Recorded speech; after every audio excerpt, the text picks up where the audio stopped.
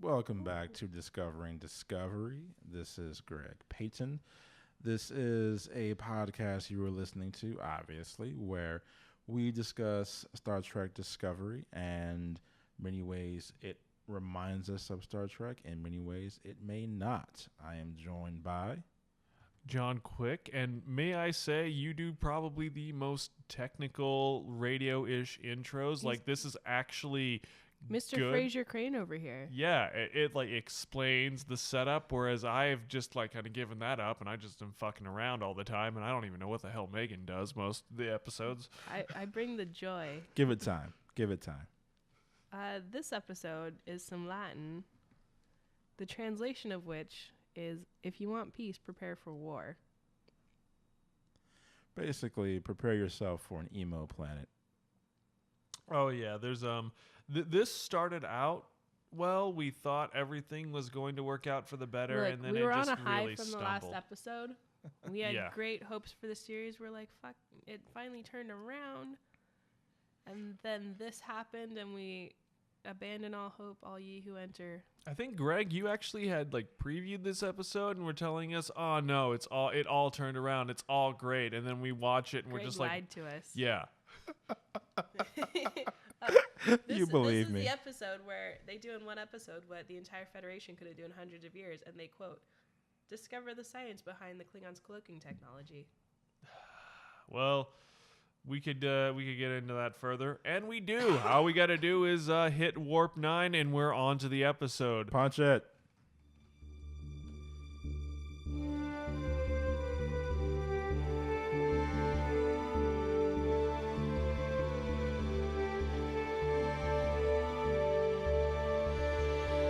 Get some of that summer water. Look, man, Greg you talking snooze, you about lose. his Zinfandel. Mommy's juice.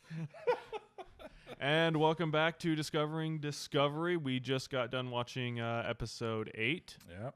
Oh, you know I what do we believe- should do? Yes. We should turn the final episode into a drinking game. Oh my God. Okay. Drunk podcast. Okay. Like we'll do a so- full drinking game. Like anytime a Klingon shows up that doesn't look like a Klingon, we'll take a shot. Next episode will die. We might die. Like it just straight up. Are we talking like beer or like? I mean, okay, this? we'll work this out. How about this? Every time they use their spore drive, we drink, because I get a feeling they're gonna be using. There's gonna be a couple. Yeah. There's gonna be a couple. And even better, Um, I'll go and I'll get that blood wine. Anytime there's character development beer. Character development. Yeah. Shot. Yeah. Yeah. Anytime the captain, like, I don't know, we'll think of something. Anytime the captain insults someone. Yeah. Anytime a member of the bridge crew that's not one of the main cast gets a line. Yes. Yes. Drink. Anytime. Drink. Anytime general quarters is sound and like people don't go to their rooms. Oh my God. That. So. Unnecessary special effects? Why, yes. Yes. Oh yeah. All right. So this episode, I think, just in general, this has I been think we slid better. downhill. We did go downhill. For sure. I would say that it was better than everything pre-episode 7, Yeah. but not as good as episode 7. Episode 7 has so far been this like crowning glory, but this was Yes. not bad. This was It wasn't terrible. it had there were a little bit of sticking points because we brought back the Klingon War, and as we've all kind of agreed, the Klingon War is just Basically absolute useless. bullshit. Yeah. Yeah. No, the Klingons are fucking useless. We've terms established of, Michael their Burnham's existence. boyfriend as being literally the most worthless character on the Discovery. Oh yeah. He served no purpose in this episode. Well, them forcing this He was whole basically like the hot chick in the relationship made background. No sense. Yeah. Yeah, he was like the hot chick in the background that had like 2 lines. The complete accessory. Honestly, if Yeah. they weren't He was trying like to a force a handbag. love interest, he'd be a red shirt. He was Without basically a fucking- handbag. But the goings on of or her beard, if you will. Yeah. Right. Character development beard. Yeah. Take a drink? Take a drink. Yeah.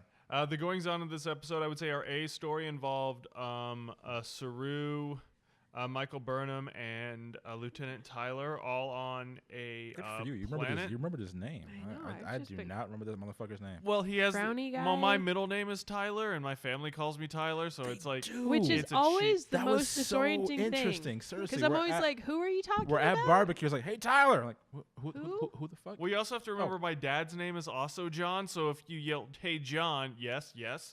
I often just say, hey, quick, and just see what happens. I think. True. Yeah. They're on some sort of planet where they have some signal that is getting beamed out from it, which apparently Okay. could let them see through the Klingon cloaking Yep. technology. Which there's just a whole slew of problems with that part of the plot, but continue. Yeah.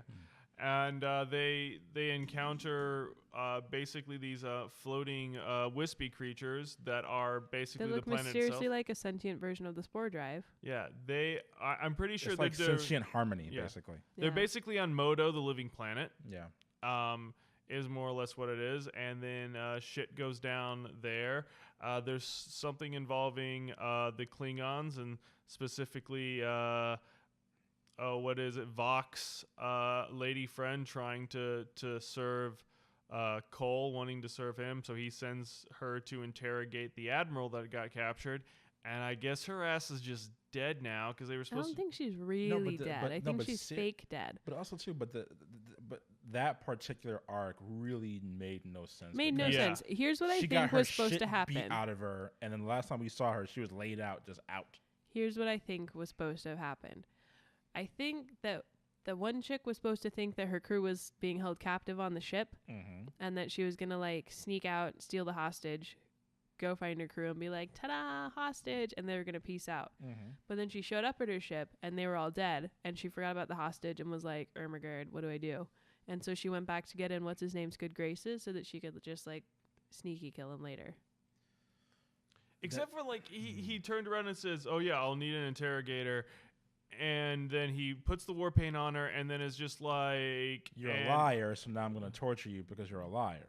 Yeah, I didn't understand what happened in that scene. There was a lot of left turns. Yeah. So But we've already established that nothing they do with the so-called Klingons ever makes sense. Yeah, that's the one remaining element that still remains to be very convoluted. And then it ends with the Klingons being like, oh yeah, we picked up this random signal that obviously we can only hear, and I've managed to pinpoint in like half a second to this one planet. And they know the name of the same planet, and they're calling it the same thing. They're calling it the same thing. It doesn't have its own name in Klingon. They're just calling it the Federation name. Sure. I'm pretty sure these planets, when these planets are born, it's like, just so you know, in the universe, in the galaxy, our name is this. You It's will kind of call like- me this. It's from kind now of like on. that moment when you realize that not everybody calls America America, and you're just like, wait, what do you call it? Or aliens who show up and say, wait, your planet's name is dirt. You understand that it's called Earth. Your planet's name is dirt. Do you understand how stupid that is? Like, no, we call Just- it Earth. And they're just like, that's not what we call it. Dirt. Dirt. What do you call your moon? We call it moon. Sorry, what? You call your moon moon? I mean, it is a moon, but what do you call it? Moon. You fucking humans. We're Really? simple people. really, we always call those things. They're just and like, look, we call your planet.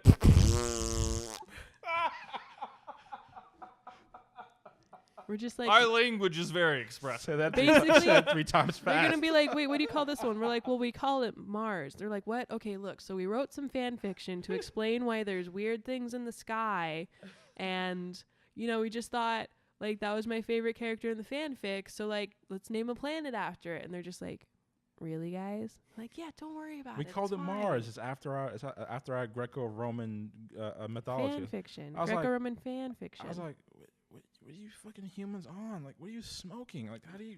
So don't yeah. worry about it, man. So what, I guess when discussing this episode, the A story I thought was really, really interesting. Everything with Michael, Can we Lieutenant pause and Useless. talk about the fact that there's a ship called the Hoover? I guess we can. Why do you want to talk about the Hoover? Well, the Hoover's no more, isn't it? Isn't the Hoover yeah, destroyed? The Hoover was destroyed. It's also literally the worst name for. It wouldn't be the Hoover. It would be like the USS Hoover or like, Well, it got destroyed because it sucks. I mean, that's like the but vacuum. Sorry, it was there. It was there. I had to go for it. He went for the low dangling ball of fruit. I mean, the low dangling balls of fruit. That's what I didn't have to go for it, You but I know was what? going to they go were for just it anyway. there. I'm gonna pluck them. And I'm just gonna throw this out there so you can cut this part. But I Okay. found a fantastic anecdote today. All right. Well, it wasn't really an anecdote. Basically, it was a picture on. So it's an anecdote, but it's not an anecdote. It's not an anecdote. So it's you're going to tell us a story that it's not a story. Yeah, it's a thing I learned with no visuals to go with it. Okay, start your story that's not a story. Go. It was a thing on Reddit, and it was this elephant, and he was just like trying to go down a hill, and then he was like, "Fuck it," and he just slid down the hill. And somebody was like, "Elephants can do that because their testicles are on the inside." And somebody was like, "What?" And they're like, "Yeah, they evolved that way to like keep lions and stuff from eating their testicles." And it was like, "What?" And it's like, yeah, so elephants have inside testicles, and one of the reasons they evolved that way was because predators would just like mow down, and then they wouldn't be able to like reproduce. Got your balls. Yeah. It was a thing I learned today. Who knows if that's accurate, but that's the explanation that was given. Ladies and gentlemen, elephants, the first tuckets. I'm to not untuck. sure if I'm going to cut this or not, but I am sorely tempted. Okay. Look, man, you want to talk about the evolution of creatures like Klingons. Yes, we do. What? Finish your sentence. Okay, so we have the first Klingon evolution, right? Yeah. They're basically super tan. They like to wear gold shirts. I thought Yes. they were silver chained, like the. No, it was like a chain gold links. chain No? mesh situation. I'm starting to Oh. regret this line already. Right? Okay. So we have the first evolution of Klingons. We don't like to talk about it. With the slick greasy hair. Like Yeah. the slick back hair. And like goatees, Very sharp goatees. very sharp goatees. And then we have, They spend hours fucking quaffing themselves. we'll call this Klingon iteration 1.5. What were the See, it's interesting. The Enterprise Klingons were far more in line with the movie Klingons. Klingons in Deep Space Nine, Next Generation, Enterprise, Voyager, all the movies are the same Klingons. Yeah. Even like the original series movies. So Yeah. like Star Trek, 2, Yeah. 3. Yep. There Where I weren't think- any in there wasn't any in 4, 5. I don't think any of the Chris Pine The- movies the have come Planet across of- them yet. No, No, they no. did. The third one, they just randomly No. go to Kronos. The second one, Into Darkness. Was that it was Into Darkness, yeah. Oh. They just randomly go there for no fucking reason because we need Klingons because they're iconic. Okay. Same reason that they just halfway through the movie decided, you know what? Screw it. We'll make him Khan. But that's a Yeah. different podcast. Yeah. Yeah. Okay. So these Klingons. We could do like a special episode. I think these Klingons are based off. You are of not like the Klingon. on the Chris Pine universe Klingons. Yeah. They this- do strongly resemble the ones in Into Darkness. Very strongly resemble. Which at the same time, I remember watching that movie and being like, who the fuck are they? Because they do not look. So I think we can all around say that the Klingons are still kind of a negative point for this series overall. Yeah. It seems like Yeah. the less that they have to do with them, the better better. off Yeah. like we're all going to be, which is so Essentially. sad because Well, the it's- Klingons were such a high point in all the other series. Yeah, they were You the can fucking think of it as mascot. like they were you the can think of it as like MVPs. Nintendo syndrome, right? Okay, yeah. So to like every parent from like the 80s, it's like they're off playing their Nintendos, right? It's like Yeah. it's like video game. We're like, no, this is like my like whatever console it was a Nintendo, right? Right. Like that was Correct. just everything. So for them, they're like, oh, we have to put aliens in. Oh, it's like the Klingons. I see.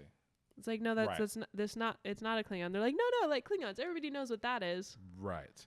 Like that's basically what it seems like we're dealing with here is that they wanted to do like their own species or whatever, but they were Right. just like, no, it has to be something that people know. What do people know about Star Trek? Right. Well, yeah, they know the Klingons. Klingons. Okay. Yeah, so I would say that the Klingon portion of this episode was the part that dragged it down. Yeah, they really did. But then everything that was happening on the planet was definitely a high point. Even everything that was happening on the ship. So, True. well, Was really here's the interesting. here's the Very thing true. that this is the main thing that bothers me about this episode. Okay. The only interesting thing that happened in this episode happened on the ship. We got 2 story beats with it, and it never That was it. Are you Didn't talking it- everything with Stamets? Yep.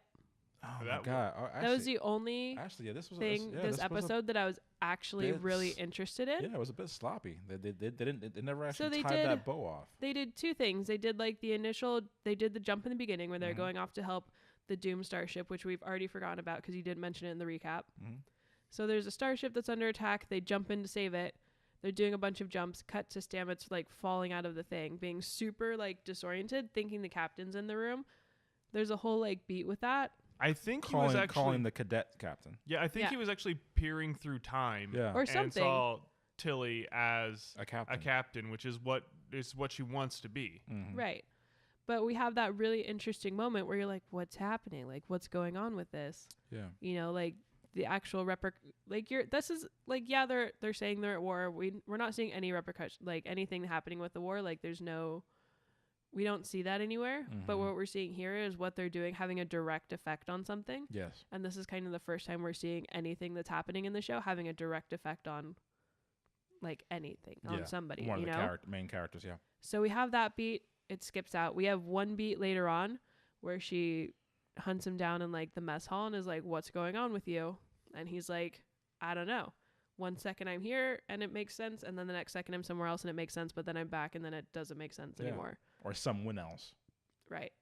And so it's super interesting. That's literally all we got. Yeah. And just the fear of being discovered, basically. I mean, that yeah, was because he doesn't want to tell his friend because either way his friend either has dooms to- him to being like some Mhm. sort of weird science experiment because he's jumping Mhm. around through time, or risk losing his job and his career by not Right. telling anyone. or he can't make the Discovery jump anymore, which is a third option that he didn't explain. Like, if they take me away, the Discovery can't jump, then it's not this like super ship anymore, which is completely worthless because if we finally see it doing what they say it's gonna do, Mm-hmm. it jumps in to like save something. We finally see it in battle. Mm-hmm. Totally fails. So you're like, okay, so literally the entire reason why the ship is amazing is because it's supposed to be able to jump in and like save the day. The 2 times we've seen it attempt to do that, it's failed miserably.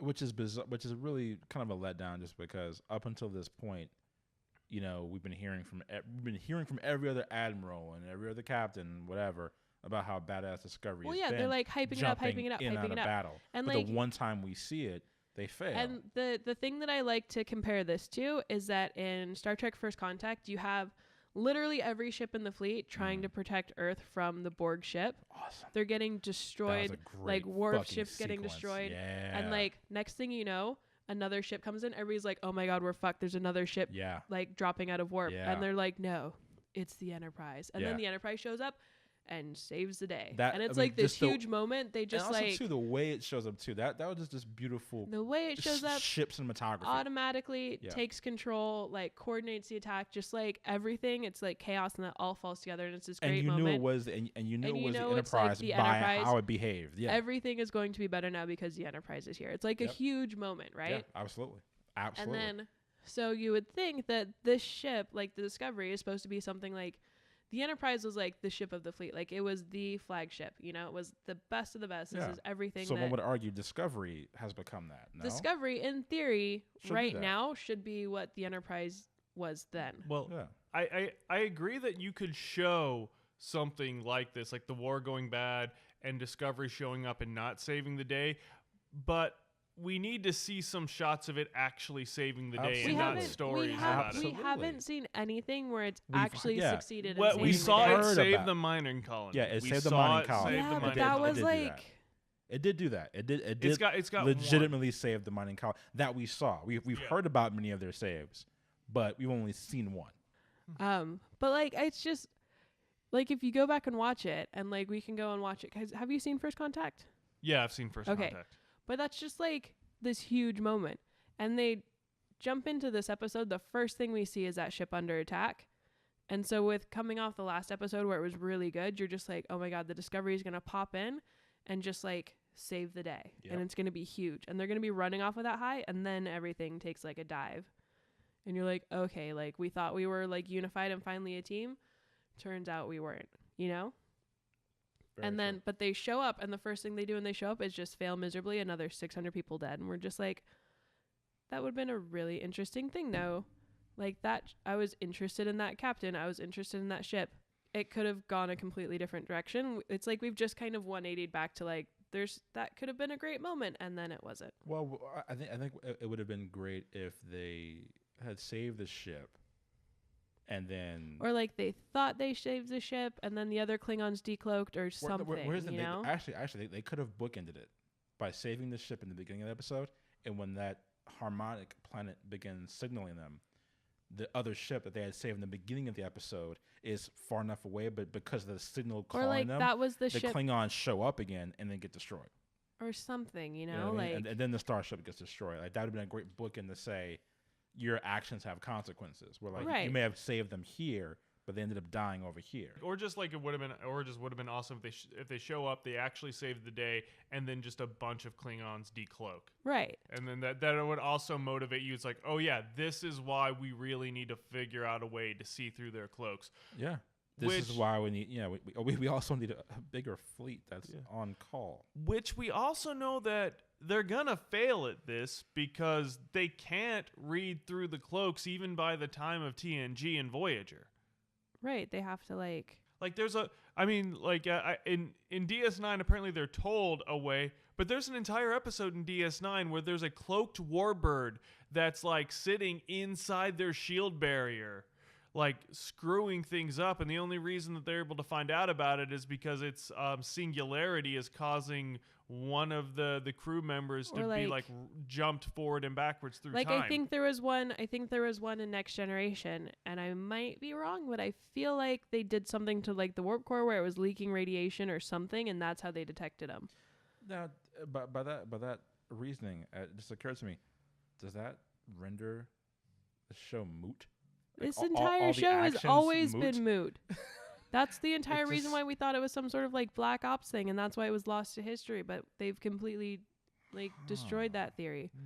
This show doesn't fit anywhere in the timeline, no matter how hard we try and make it fit into the timeline. I mean, they're telling us that it does, but it It obviously doesn't. It doesn't, like, you can't even be drunk and pretend that it does. Unless they're telling us that they somehow do figure out how to achieve figuring out a way to break through the Klingons' cloaking and are somehow destroyed, and their data is lost to history. All right. Well, let's just talk about something like real fast. Let's just establish this. Who here actually did like the episode? And despite its problems, I actually really liked this episode. I thought there was a lot of really, really interesting things. I thought it was really cool. I actually liked Burnham and Saru and everything that happened on the planet. From a legit character standpoint, I liked it. Yeah. From a story standpoint, it had major flaws, but from a character standpoint, I liked it. Yeah. I didn't like it. Okay. So There was nothing, like, aside from the bit with Stamets, which was like only kind of started as something. Like, there was the Saru thing was slapdash at best. Like, it didn't really make sense. We didn't understand the extent of the bond he had with the aliens. Like, we don't know if they were controlling him and that's why he started to attack them. Like, we don't know. There was no explanation for any of that. Like, it would have made more sense if the aliens had possessed him or something, and she had to, like, but we don't know. Or if we had seen Saru do things fearlessly, that may have been helpful, because we never actually witnessed him do things fearlessly, because in the end he expresses how that was the first time he's never been afraid, but we never didn't actually see it. Yeah, we don't see it. And, like, there's this conversation at the end, but there's nothing to get us to that point.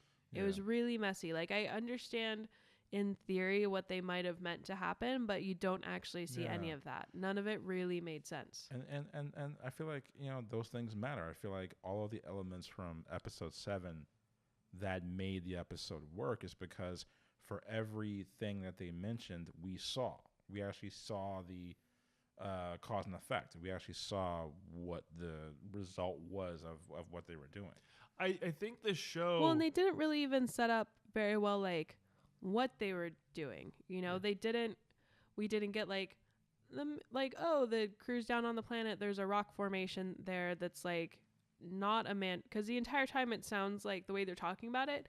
It sounds like somebody created an array or something that they're going to activate. Like, I did not get the impression that was a naturally occurring formation on the planet that they were just going to try and manipulate. Well, they spend a whole very thorough amount of time, maybe a beat or two too much, explaining how this planet is very harmonious and generates noise and sound and blah blah blah. I was like, all right, cool. Why are we here?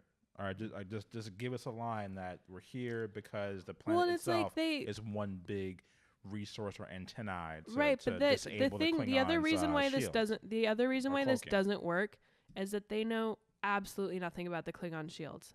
Absolutely nothing. So they just all they assume know this you planet mean can you mean the work. cloaks? the cloaks, yeah. The cloaks, yeah. Which there's two things about the cloaks. One, the Klingons cannot have their shields up while they're cloaked. They don't have shields while they're cloaked. Based on previous rules. Yeah, based on previous rules. And they can't fire while cloaked, but Correct. they did establish in this episode that they have to decloak to fire their weapons. Right. But we know stuff about the cloaked. We know that about the cloaked. They don't know that. Yeah. They know literally nothing. They don't know what makes the ships invisible, but somehow they have this planet which they think will make make them be able to see through the cloak, which makes no sense because they know nothing about it. And they never explained it. I mean, it would have been beneficial had someone, even if you were to it would have made more sense if they were like, you remember that ship that we destroyed? There was part of a Klingon shield cloak generator there, and we have an hypothesis based on this one chunk that wasn't destroyed. Yeah, because they could easily retcon that by saying, okay, we didn't address it in the episode, But we there's can literally retcon nothing. it in a later episode. They know and they didn't absolutely do it, nothing no. about the cloak. And so this episode based on that alone, makes no sense. It takes it once again. The story itself the episode itself takes it a bit too much for granted. It assumes things that it can't assume. Well, there's a lot that they're just like pulling from like the future of the show, and they're like, no, they did this in this one. It's okay, but like where you're putting this show, that's not a thing yet. And you're like, no evidence, we can't show it. It's like you can't just like pick and choose what you want and throw it all in. It's like a Frankenstein's monster, you know? Listen, you don't know about Frankenstein's monster. Just go watch Justice League. But anyway. Yeah. But that's like what I don't want to watch that. That's what we're dealing with though.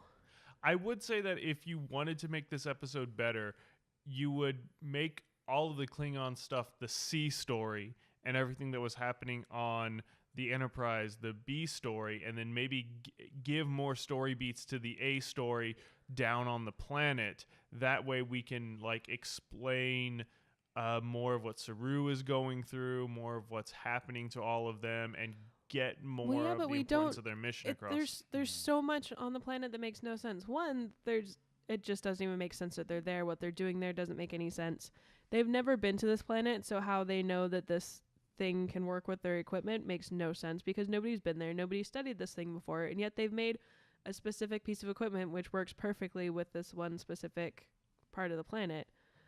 It's so full of holes. It's like worse than Swiss cheese what we're dealing with here with that. Secondly, they're like, oh, we thought there was no living life on this planet. Really? Because we've been hearing birds for the last 5 minutes of you guys walking. So obviously there's life on the planet. Well, I think what they meant was sentient life. The Federation is super clear about how they define planets. Okay. Different tiers for planets with life, planets that are habitable, M-class planets, whatever. The planet having birds and stuff would put it into a specific category. There's life forms on it. That means that they know that there's life on the planet, which means that they shouldn't even be there at this point. They don't know what kind of life's on the planet. They should have been in orbit trying to figure out what kind of life forms, if any, existed on the planet. There's so much here that just doesn't hold up. Aside from the fact that the entire thing that they're doing makes no sense, as we've already established. Saru having issues with the noises and stuff, that's the first time we've run into that. He's been on the ship with people for who knows how long. It's never been an issue with him hearing too many noises before. That's never come up. That's a brand new thing. And he's a water species, right? I don't think water species, no. I think they are a plains or a boreal creature because he has the little hooves. He can run very fast, and I think his little things that flip out are supposed to. It's sense basically danger. Or just basically taste the air. They're it's like a snake with the right. the tongue. It's okay, so in theory, he's from a planet where there would be other forms of wildlife. Theoretically, yes. Theoretically. So the fact that he's losing his mind on a planet that theoretically would be similar to the planet that he's from in terms of like wildlife makes no sense. If it was like, take like Deanna Troi, right? She's a beta, like half betazoid. So she can feel emotions. Yeah. Whenever people are having emotions that are too strong, she can't deal with it. When she starts hearing voices and she starts hearing too many voices, like she can't shut people's voices out. She was the Jean Grey of Enterprise. Right. So if she like gets, they had episodes where she wouldn't be able to shut people out enough. Mm-hmm. And then something similar to what's happening to him would happen. Yeah. There has to be some kind of setup with his, like there's nothing about his character that said that this is a thing that he's ever dealt with. And so to suddenly be like, oh, well, nobody else can hear the noise, but I can hear the noise. Like, we haven't established anything to do with supersonic hearing yet. Yeah, if the theme about the episode was about addressing Saru's fear and what happens when you have Saru unchained, if you will. Yeah, but we know... Unchained, from his fear. No, we do know that he comes from a species that are bred to fear. I'm saying if the theme of the episode was about him facing fear, overcoming his fear because of being on this planet, I think much of the story beats that are presented that's a completely different type of episode. Sense. No, I'm saying it is a different episode. I'm saying had they done that, it would have made a lot more sense versus this whole harmony thing that they try to do with. I feel like once again plot usurped character instead of character usurping plot. You know what I'm saying? Yeah, they're twisting the characters to work with some kind of plot, and it just doesn't make sense. Yeah, I mean, I understand you have this planet that's one big antenna, cool, but... Which would have made more sense if Saru's character was some sort of... Like, they sent Saru to the planet because his character, like, his species deals with harmony, or, like, he was, like, some sort of whale, and so he dealt with, like, sound. You know what I mean? Like, there had to be... like some other tie-in, like it didn't make sense. The away team didn't make sense. They never send 3 people away teams. Isn't it like 6? Like 5 or 6 usually. Because you need 3 red shirts. Yeah, but they had character development beard guy, who by the way served no purpose. Man didn't do shit. He did absolutely the fuck He nothing. literally did nothing. He had basically no lines. He had to get zapped to the end of the turns out the like alien space cloud species can also teleport people via spore drive. I mean, the man tried to stand up for himself by saying, well, I'm the superior officer, so this is what we're doing here. Like, all right, bro. You're a superior officer because she's not actually a member of Starfleet. Why is she even here? Are we dealing with alien, like anything? Xenobiology? No. Why is she here? I mean, it's because she's the main character, guys. That's why she's here. It made no sense for her to be there. Made no sense for any of them to be there. That was a poorly planned away team. The only logic of her being there is a fact that she's the main character. She's the main character, but also, too, she's expendable, so she won't be missed. That doesn't even make sense. The planet wasn't dangerous. As far as they knew, there was no life on the planet. No, I'm saying if something had happened... Why send somebody expendable to a planet that's perfectly safe? She's expendable. By the way, what about that interference that made it so they couldn't beam directly to the tower? And then they beamed away directly from the tower. That was some serious like ball dropping right there. Because you guys, we had to beam in 15 kilometers away as to why because we couldn't happened. beam in directly to the tower. But now that we've set up our harmonic frequency thing, now we can beam directly away from the tower. The structure of this episode definitely. This episode was garbage. Once again, I liked what the characters developed into. The story structure itself was holy. No, there was because you learned more about Stannis. We learned more about the cadet being more confident. We learned more about Saru and about where he was coming from, and we learned more about Burnham. We got first, second kiss or whatever.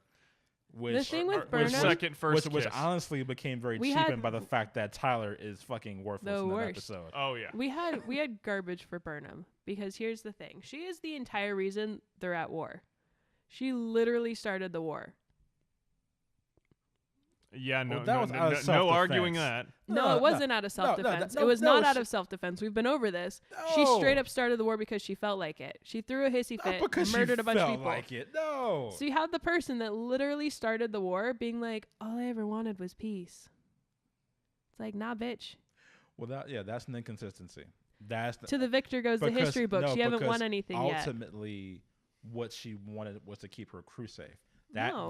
That and peace aren't the same thing. That's not the same thing. Yeah, she wanted to keep her crew safe. Peace is not keeping her And crew she decided safe. to keep her crew safe That by was murdering everybody, No, she wanted taking to keep her over, crew safe. attacking her captain. But yeah, she totally wanted to keep the crew safe. Because had she not done that, the Shinjo Because would had have she been not completely no. destroyed. No, It it would have wouldn't. been You know why? completely Because they weren't at destroyed. war with the Klingons. It would have been destroyed. They Had she weren't, done they nothing. weren't at war with the Klingons then. I know. Greg is We shaking could his go head at on. this. We Yeah. could go on. But I'm just saying this episode was awful. This episode has had this series has had worse episodes. It's had worse episodes, but this one wasn't one of the good ones. I say it's definitely below 7, far above 1 through 6. Nah. One through 3 had like the benefit of confusion. Yeah, I mean 1 and 2 obviously were just big smash bang. They had this glow of like, what the hell is going on? Yeah. All right, so skip 1 and 2. If you take 3 through 6, this was episode 8 was better than 3 through 6. 1 and 2 is just like, oh, it's the premiere episode, so that stands on its own. As a pile the of characters Yeah. weren't hateful anymore. No, they in weren't. this They- episode. Well, they did they have. weren't. What's his name? Did have his random like turn back to like angry man mode. But he was disoriented, yeah. He did and he did get called out, and there was actually Yeah. reason for Yeah, completely. him being super snappy. Yeah, that made sense. That was actually. But once again, rationale. the one storyline that was actually well put together, wasn't finished. we got nothing from. We didn't get to finish it. We barely saw it. It was like an afterthought. Well, that's the second storyline that kind of got left on the field. And even if The it was first like one the was, like the sea story, we the still first should one have had was, a third beat with it, and we did not get that. But even the admiral storyline also kind of got left out in the field as well. It was kind of just like Yeah, it was served no purpose. like pretty much the admiral's lifeless They're like, body "Oh, yeah, represents we forgot that she leaving was here." the storyline of her story as well as We forgot she was Stanton's here, so story. we have to do something with her really quick. I mean, that's really how it felt. That's. But once again, I feel like just very much so the story structure kind of fell apart, and they're having to answer questions and do things because they have to, not because the characters are saying this is where we have to go. Because had this been a more character-driven episode, we wouldn't have had any of the events transpire Well, the way and they Star Trek has always transpired. been more character-driven, as it should be. As it and should this be. is just This trying not to be. This was more plot, and that was a mistake. Whereas episode 7 was all character. We can see that they're not good with plot. I don't know They're who's doing terrible this, with but plot. they can't plot.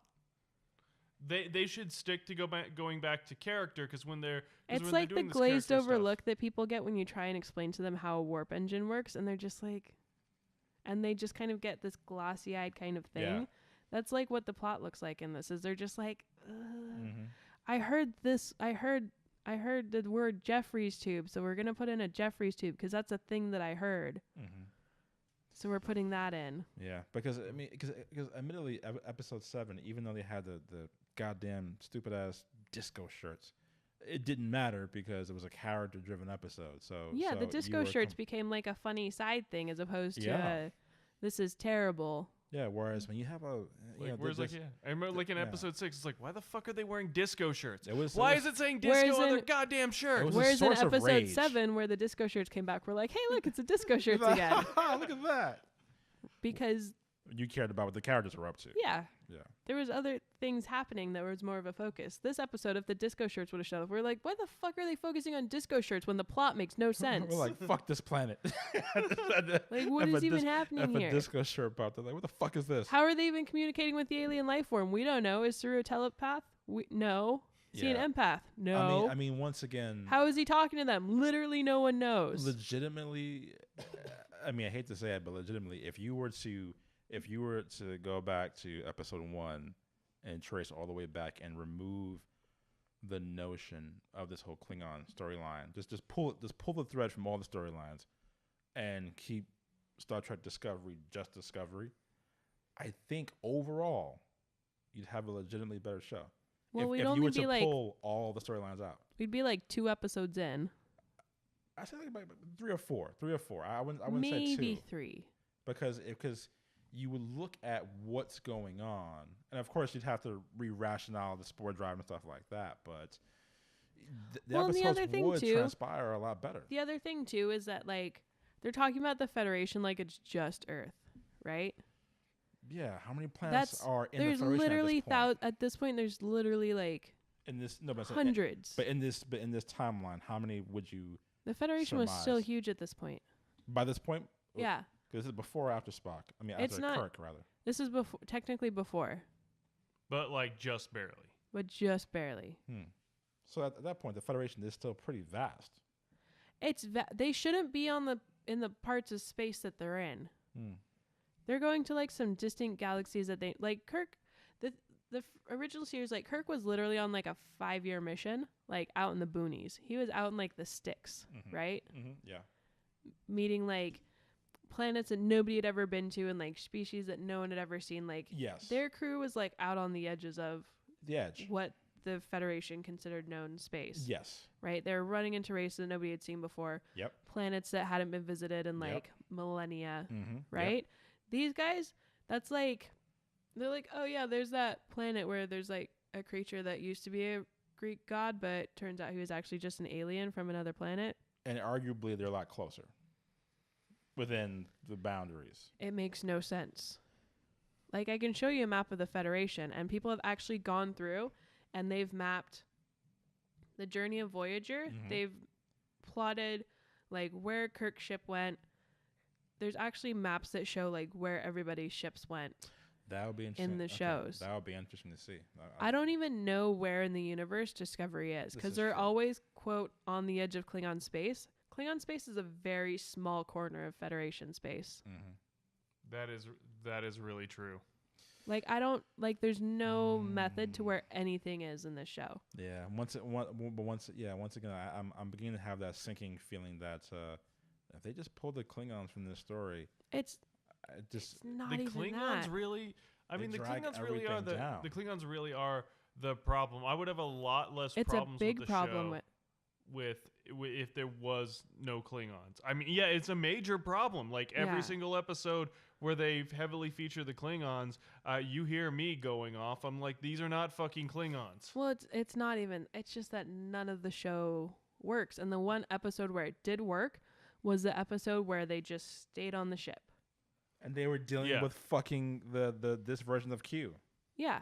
They essentially. stayed on the ship. I could rewatch episode 7 right the fuck now and be in heaven. Actually, Everything, it's like they're trying to do too much, you know? It's like, yeah, they are. It's and I it feel, took Frodo like 7 years to get to Mordor. and I feel like right? that's the And biggest it's problem like- with a lot of these shows, that they're trying to pack in Or way it's like- too much. It's like Game of Thrones, right? It's the most recent season of Game of Thrones, Mm-hmm. where the White Walkers were coming down towards the wall, and the entire episode, and they made it like 2 miles, whereas Jon Snow literally went all over the continent like 5 times. Yeah. And you're just like, How? okay, you literally realize that it took half of the first episode for Robert Baratheon's train to get, like, Yeah. his stagecoach to get to Winterfell. Like, But yet, it was like, yeah. But yet you forgive that once again because the character it was like led 2 stories episodes. are better. It was like 2 episodes for Ned and the gang to get back to King's Landing. Right. Jon Snow's just like, it's okay, I took a boat.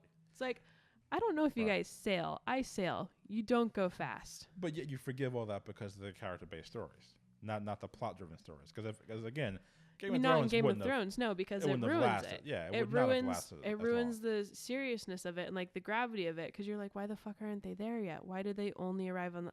Dany came halfway across. Yeah. She literally traversed an entire continent twice, sailed across the ocean, Yep. has gone up and down a couple times, and then she's like, oh, I'm just gonna like fast travel there on my dragon. Hyperspeed. Go. But don't worry, I had time to get a coat made. It admittedly, you guys have played Skyrim, haven't you? Yeah. Yeah, you fast travel whenever the fuck you can. Like Yeah. Because otherwise it takes you 5 years to get to wherever you were walking. Oh yeah, have you ever tried doing the walk from Solitude to Riften? It's a fucking nightmare. Don't do that. Goes forever, and then you get eaten by like a wild dog on the way. So what we're saying is that travel's important. I actually don't know what the fuck we're saying Time anymore. and space, like distance. Matters. We're saying Distance that matters. distance, location, all of that matters. It has Yeah. bearing on the story. It has bearing on the gravity of the story. It does. All of these other people showing up miraculously right by where. No, if the Discovery had like a home space station, right? So we're seeing like the Admiral, we're seeing all these people at the home space station. It's like, oh, they're the ones that keep jumping back into Federation space because they have the ability to jump back into Federation space. Mm-hmm. They're over on the border of Klingon space, so we're going between our home space station and the border of Klingon space. The reason why we're doing that so fast is because the Discovery can literally jump back and forth. Mm-hmm. We haven't established that. We don't know where they are. We don't know why there's, like, there are, like, outposts along the frontier in the future. Oh, yeah. Like, there's outposts along Klingon space. There's stations or Yeah. whatever, you know, Refuel, re-up, that are, like, yeah. watching the border. Just They've making sure got everything's sensors. cool. Just They making have, sure like, everything is sensors out fine. there that make sure that nothing crosses in. If something crosses in, one of the nearby ships goes, oh, something tripped our sensor. Let's Yeah. go check it out. That's it. You know, like, we don't have that here. There's, like... It really does feel like Discovery is the only ship until, oh shit, another ship. Well, yeah, but it's not even that. It's like they're supposed to be at war with the Klingons, but we don't have a clear definition of where the borders are. There's nobody like guarding a border. There's nobody protecting a border. on They top- don't have any kind of Or on top border. of that, where the war is. We don't know where the war is. The war is apparently everywhere. I mean, Somehow. We don't know how, but somehow. It makes no sense. There's so much wrong with it that there's no way that you can make any of it make sense. Yeah. And that's the problem that I have with it. Like, I'm Yeah. trying really hard to, like, form it into something that works. Nail it down and kind of And make it's- it formative. But it's it's not So coming. it literally so messy that it's, like, impossible to do. Well, I do know that like coming into this, there were some issues because I had sent you. So there's a really great video by a channel on YouTube called Certifiably In Game. If you're into people like analyzing like fictional cultures or fictional people, they got a lot of great series on there. I heavily suggest you check them out. That's called Certifiably In Game. And this most recent video, they had a kind of a character profile breakdown of Michael Burnham, which I sent to you guys before we watched the episode.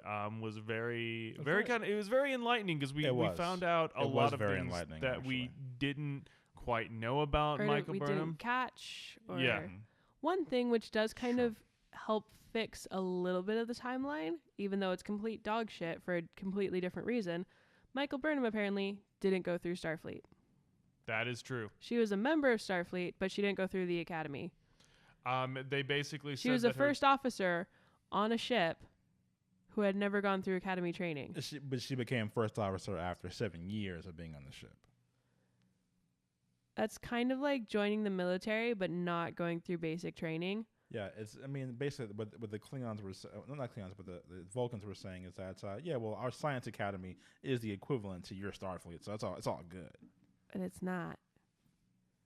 That's what they were saying. That's not what I was saying. That's what they said. And Starfleet agreed to it, so blame Starfleet for fucking up. Like I'm blaming whoever's writing this garbage. This is I blame Starfleet. This is what happens. You see Don't what take happens this out on when, Starfleet. when you don't make someone go to your academies. This shit happens. You get fucking mutiny. Which again makes no sense. Education, knowledge is power. Make sure you know who you're bringing into Starfleet. Oh yeah, it's kind of like a military structure, but let's just take some like random person who has no idea what And that just concept say, yeah, means. it's like community college. Yeah, your credits transferred. Go on. It's cool. Essentially, that's what happened. Yeah. Like that's- her college credits Yeah, from like- the Science Academy transferred Would perfectly cover like the through first 2 Starfleet, years. and then now she would can still serve have on a to ship. graduate from Starfleet. I mean, I honestly, I remember hearing a rumor about there being a show about the Starfleet Academy, and I'm becoming more and more curious about that show now.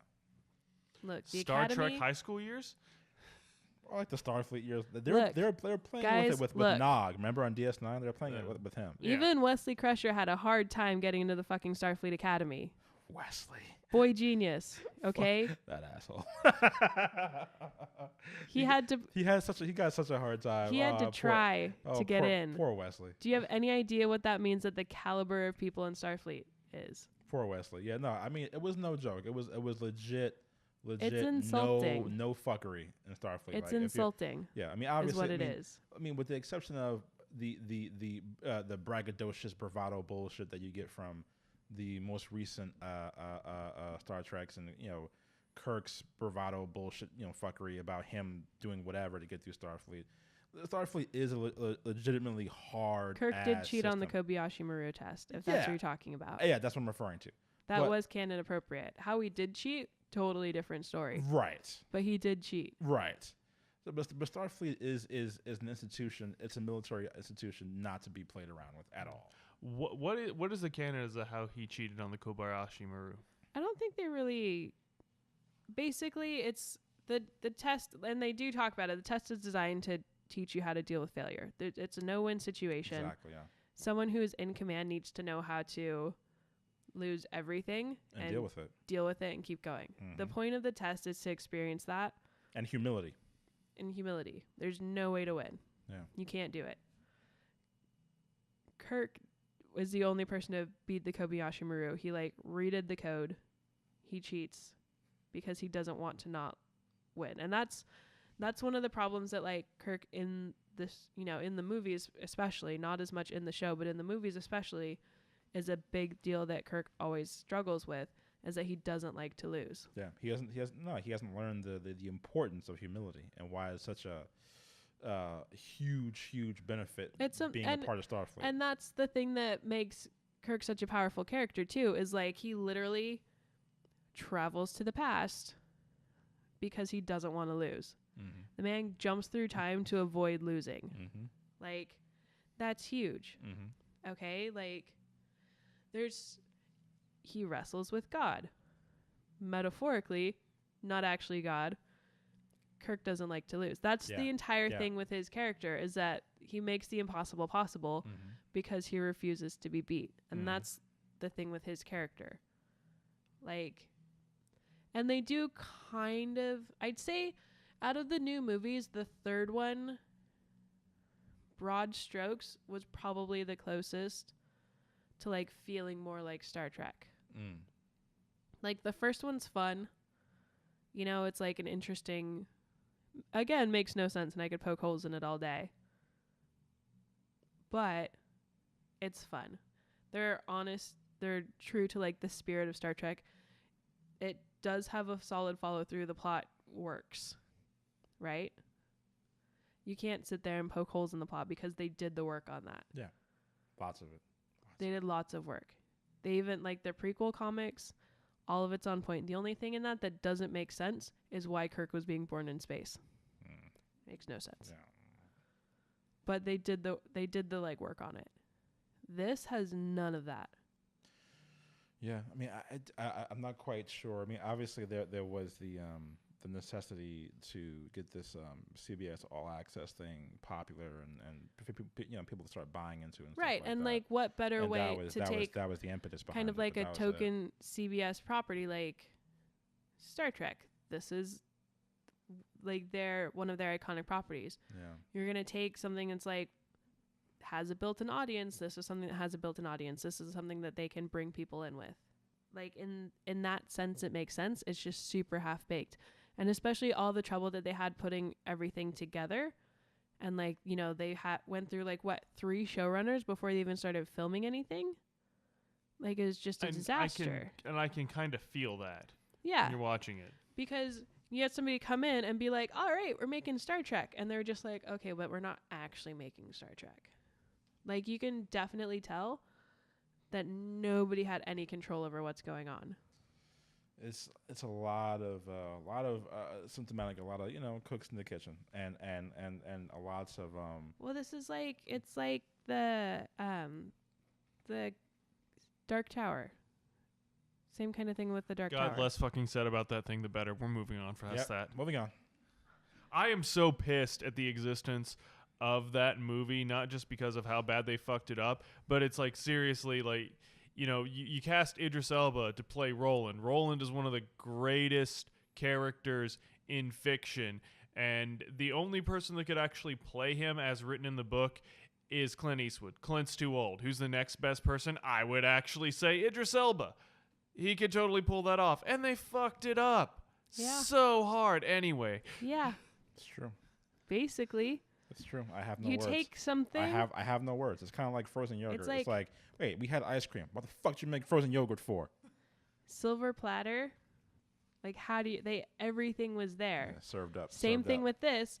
everything was there. Yep. All they had to do was go with it, because literally everything was there. Yeah.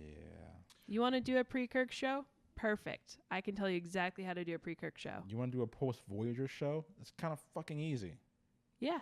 It's not hard. It's especially... You want to do a post-timeline switch show in the future? Cool. Let me explain to you how that's done. This universe is so extensive. There's so much going on there. There's so much potential for everything. And I think that could have been part of the wrestling match in the sense that there were conflicting viewpoints in terms of, because there's so much history, who wants to have that job of digging in the crates of that much history? You know what I mean? And I feel like there's one school of thought that says, well, we don't want to do that, but the other school of thought is like, well, we have to do that. And I think that's and this is how you get the Deep Space other. Nine Voyager situation. This is exactly what the Deep Space Nine Voyager situation was. That's right. Because Deep Space Nine was everybody going, silver platter, all right, let's take everything that's here and let's make something amazing out of it. And then you have the people that did Voyager, which got its legs eventually. It fits. It's not everybody's favorite. I sure as shit don't like it, but that's besides the point. But like, it's still Star Trek. They still like stuck with it, Mm-hmm. like they had everything there and they're like, we want to do something completely different. Mm-hmm. We don't want to do anything like that. What are we going to do? We're going to throw a ship on the farthest point in the universe. On the other side of the So we universe. don't have to worry about anything. On the other side of the universe. Literally as far away as possible. So we Yeah. don't have to worry about any of the canonical stuff. We don't have to talk about that. We can do our own thing. Mm-hmm. That's how they did it. Mm-hmm. Same thing could have happened with this.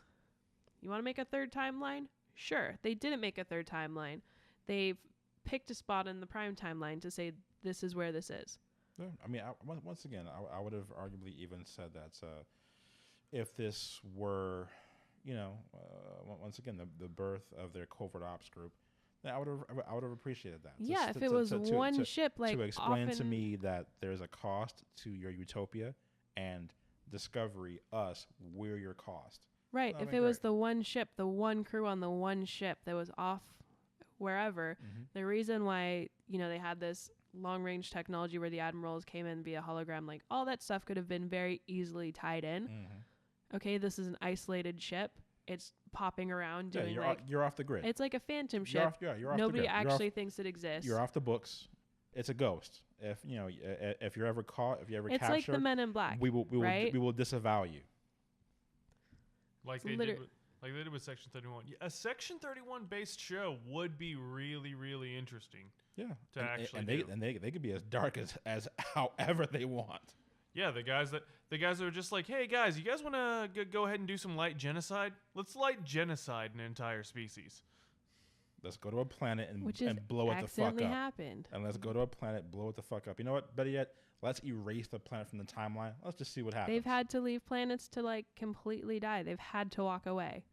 Yeah, no, There's that's the thing that's infuriating about it, is that it could be so easy. or do you want to go into fluidic space and visit species 8472 and just cause some mayhem, fuck some shit up and leave? Let's go do it. It's literally like they could have created an alien species that just like sends them somewhere else, jumps them through time, whatever. Like the freaking Zindi. I don't know. Like or like the Traveler. Like the Traveler shows up and Yeah. like warps them through time. Like there's so many different, Or better yet, you want to go pick a fight with the Borg? Let's go pick a fight with the Borg. Come on. like Q literally does whatever he wants. Whenever he You know? wants. However They he had the wants. galactic ley line, like where people got trapped in that forever. That's right. There's so many things they could have done. Mm. There just wasn't the work put in. There wasn't the effort put in. There wasn't the storytelling ability there. Yeah, or even if there was like a desire to reflect our times today, which I'm not, which I'm not Which is advocating totally- at all. No, but, but like but I'm saying, but if you were to do that in Star Trek has always reflected the times. but, though. I'm saying, but even if you were to do a show, but not like this, not like Discovery. No, not like this. But I'm saying, as far as if you were to do a show that reflected our times in this covert section of the Federation, that would be very interesting because, there is a cost to America, and everyone keeps saying, oh, America's this, America's that. I'm like, America is only these things because of what it destroyed, Well, it's because of what it took over. You could have because very of well what it's, done like what a lot of seized. people are realizing now is that there's a perception of what it is versus what it actually is. And they could have even done something like that.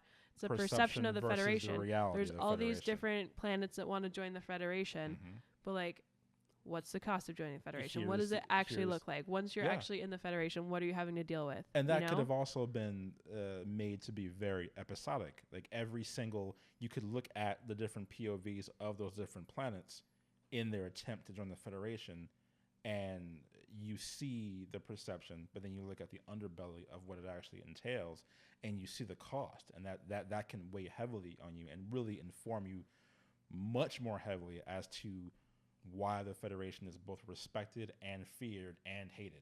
It's like the very first episode of Next Generation was a two-parter. It's the encounter at Farpoint Station. Mm-hmm. They have this, and that's exactly what it's showing. It's this amazing space station on this planet. They're wanting to join the Federation, like basically rent themselves out to the Federation as this amazing space station. Mm-hmm. The Enterprise, it's the first mission of the Enterprise is to check out this space station and see if they're going to use it, basically. Turns out these aliens are like manipulating this other alien to like create the space station. The alien's mate comes, it attacks the station, and they have to like set it free. There's this whole thing, but it's like, this is an amazing station, but like, what's the cost of the amazing station? They have to literally face that and be like, yeah, we could have this amazing station, but this is the cost of that. This is an animal that's being held captive. This is what's causing this. Mm-hmm. And they have to look at that. That's literally the first episode. It's a two-parter based on this like poor animal that's being held captive. Mm-hmm. And like this, that's exactly what you're talking about. It's like, yeah, this station wanted to join the Federation to get all the benefits of joining the Federation, but this is the cost that they were willing to pay to do that. And they had to take a look at that and be like, this is not something that we're okay with. Yeah, cost is too high. Cost is too high. Mm-hmm. You don't get that here at all. Although I feel like we see a glimpse of it through Stamets, but once again, that storyline. Once again, it was the smallest storyline in the show, and it wasn't finished. We didn't even get the full 3 beats on it. Well, I think that we can probably take that as a good wrapping up point. So it looks like we're kind of split decision on this episode there, which is still improvement. Yeah. I'm gonna say over the first 6 episodes. Yeah. Let's give it that. Yep. I'm gonna give the series that it did an about face last episode, and it kind of it wobbled. It looked a lot. Which definitely, to be fair, it looked over its shoulder. It can totally be one of the reasons why it might be more hard on this episode than like previous episodes, was because that episode was so fun and was so on point and the story was so well put together. Yeah. And then we go back to having a giant mess. And it's like, why would you go back on all of that progress that you had? Well, I think just possibly the nature of just writing is whoever was on the writing team that saved that last episode turned around and got to this one way too late and was like, fuck it, I'll punch up this. This is the. They're like, I'll just put in a storyline about Stamets real quick, and they're like, why is that there? And he's like, don't worry about it, guys. Shut the fuck up. It's gonna be great. Basically. And that's how it got. Yeah, essentially. All right, but yeah, unless you guys have any additional parting thoughts for all of us. Looking forward to episode 9. Well, because the next one's a finale, right? Mid-season finale. It's like a mid-season fall finale. Or finale. something like that. Yeah. Drinking game time. That's we're Looking gonna have forward to establish the games. We're gonna establish the game. We'll ponder. Okay. All right. Someone get the chart ready. Getting the chart up. Vulcan star chart for drinking.